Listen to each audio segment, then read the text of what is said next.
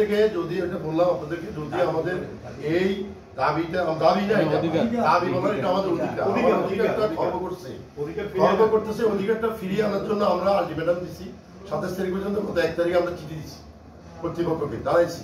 এবং আপনারা জানেন মিডিয়ার মাধ্যমে, আমরা মিছিলের মাধ্যমে, লিফলেটের মাধ্যমে, পোস্টারের মাধ্যমে জাতি সাধারণকে জানাচ্ছি, যে এই দেশের মানুষকে জানাচ্ছি, বিবেককে আপনাদের সাংবাদিক জানাচ্ছি যে 27 তারিখের মধ্যে আমাদের এই প্রজ্ঞাপন বা প্রতিশ্রুত যে অসম্মতি জ্ঞাপন করছে অর্থ মন্ত্রণালয়, সেটা 3/11/2021 সেটা বাতিল করতে হবে, নতুন করে প্রজ্ঞাপন দিতে হবে।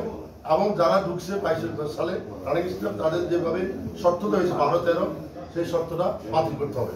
আর না করলে 27 তারিখের মধ্যে যদি না করা হয় এটা, তাহলে আমরা দীর্ঘদিন অপেক্ষা করছি।